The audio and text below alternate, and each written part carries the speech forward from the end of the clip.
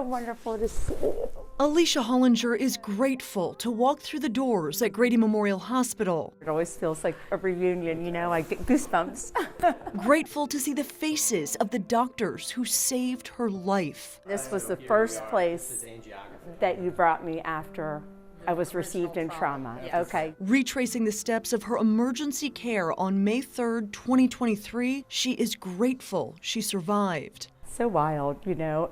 It's like, you know, my memories were so vivid.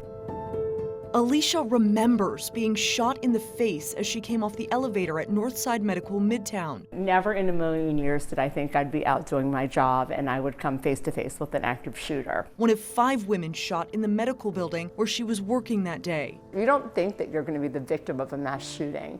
I mean, that is surreal. Even to this day, there are mornings I wake up and I think, did this really happen? What happened captivated Metro Atlanta as the suspect led police on an 8-hour manhunt spanning from Midtown to Cobb County. He was still on the loose as Alesha and the other victims were rushed to Grady Hospital. It was very shocking.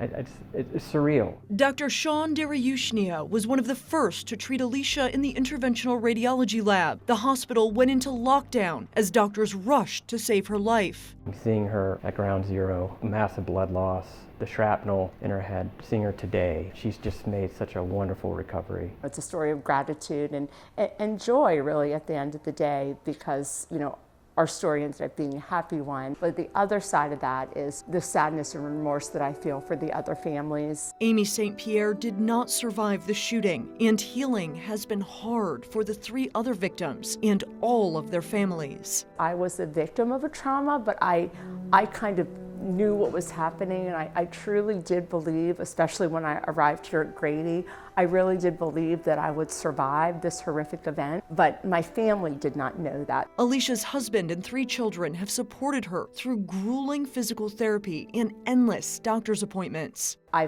felt mentally and spiritually strong through this, but physically I was destroyed. She is grateful to the team who helped rebuild her. What an honor and a privilege that I get to come back and thank the people that worked to save my life.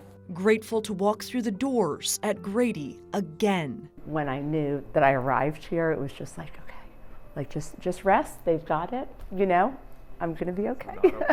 Alesha will spend the anniversary of the shooting speaking at a conference about what happened to her and what it's taken to heal.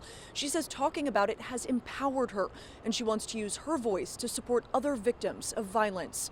Reporting at Grady Hospital, Caitlin Ross, 11 Alive News.